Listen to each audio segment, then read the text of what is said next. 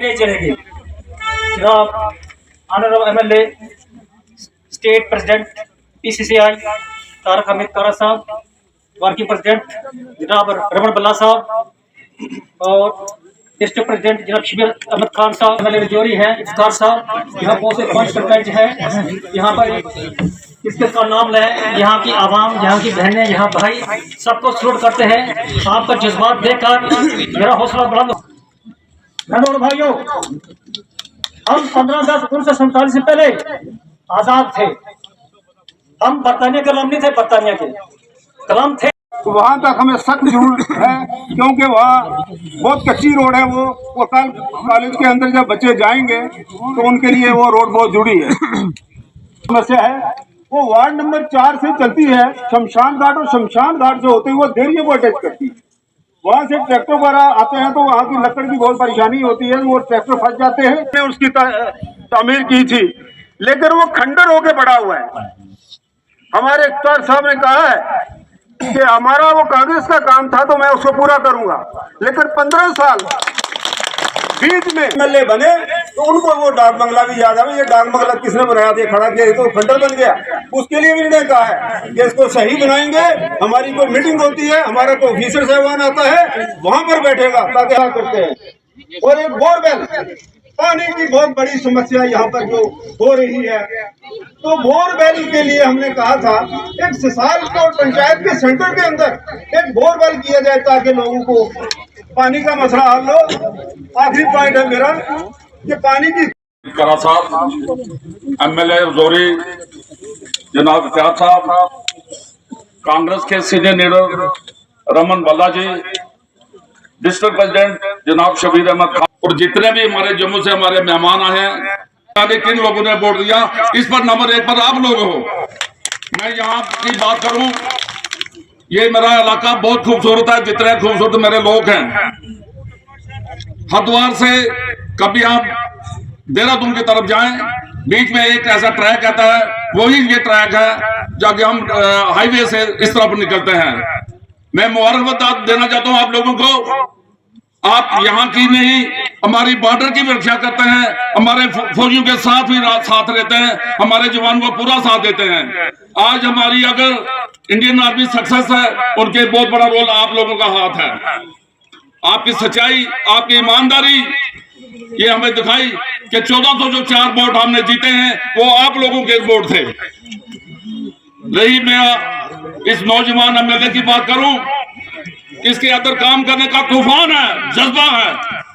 करा साहब, ये आप ये लोग देख रहे हैं, ये घर छोड़ आपको उड़ने से रोकेंगी, आप पंखों से नहीं हौसलों से उड़ा करते हैं। जनाब तारक हमीद करा साहब, जनाब तारक हमीद करा साहब, जनाब तारक हमीद करा साहब, जनाब करा साहब।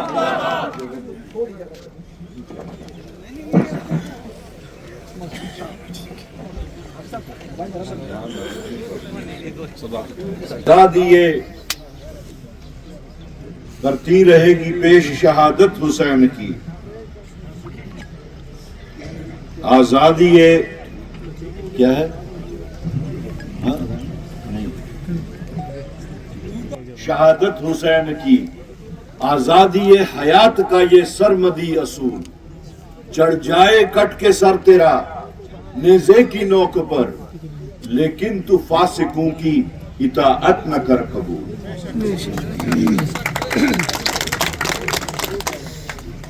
सदर जिला राजौरी शबीर खान साहब, हमारे वर्किंग प्रेसिडेंट रमन भल्ला जी, हमारे होनहार हौसलामंद एमएलए राजौरी इफ्तिखार साहब, बुजुर्गवार साईं रशीद साहब, अशोक शर्मा जी, एडवोकेट जुनैद साहब, इकबाल शॉल साहब, मियां महफूज साहब, विपिन दत्ता जी, यशपाल शर्मा जी, धीरज शर्मा जी, सुशील शर्मा जी, मुल्कराज जी, मुश्ताक साहब, अमित विजय शर्मा साहब हमारे सेवा दल के जो रियासती चेयरमैन हैं, उनके अलावा बाकी जितने भी यहाँ पे बुजुर्ग नौजवान और खास तौर से आप सबको मेरी तरफ से अस्सलाम वालेकुम, सत श्री अकाल, नमस्कार। सबसे पहले मैं उन तमाम मुंतज़मीन का दिल की अमीर गहराइयों से शुक्रिया अदा करना चाहूंगा जिन्होंने आज का ये कन्वेंशन, वर्कर्स कन्वेंशन यहां डूंगी में इतने खुश असलूबी से कायम किया, और उन सब लोगों का जो यहां जोक दर जोक आए और इस प्रोग्राम की खुद भी जीनत बने, इस प्रोग्राम की जीनत भी बढ़ाई। आप सबका बहुत बहुत शुक्रिया।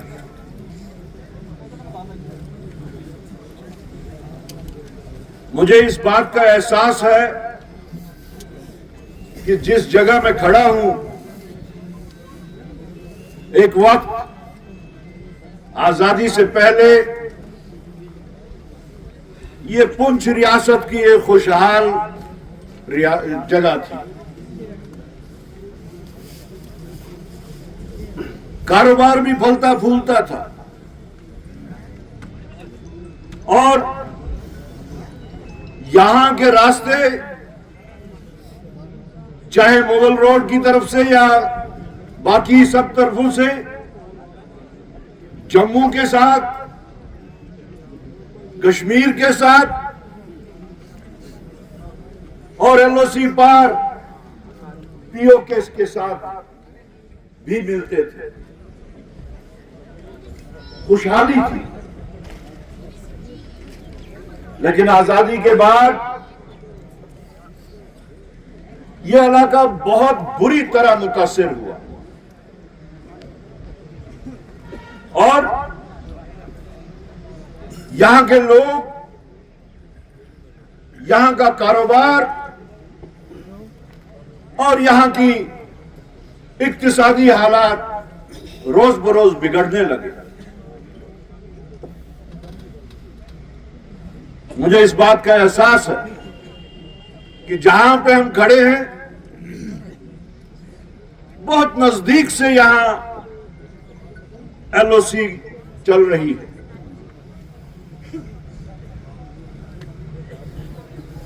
चाहे वो झांगर गली से बिंबर गली हो या यहां से कुछ किलोमीटर दूर जहां पे तारें लगी हुई हैं।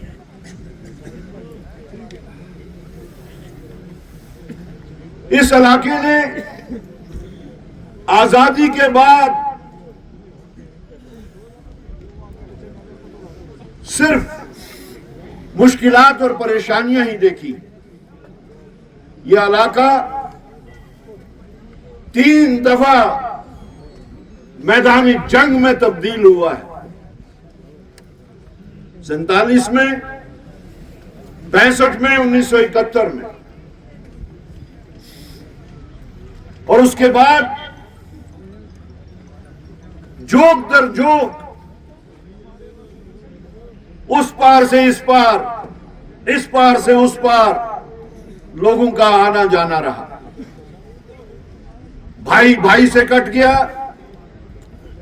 बाप बेटे से दूर हुआ, मां कहीं बेटी कहीं, और इस तरीके से तब से आज तक नफ्सियाती दबाव में मुझे इसका पूरा एहसास है। लेकिन अफसोस इस बात का अभी है कि जो लोग माइग्रेट कर गए आज तक उन लोग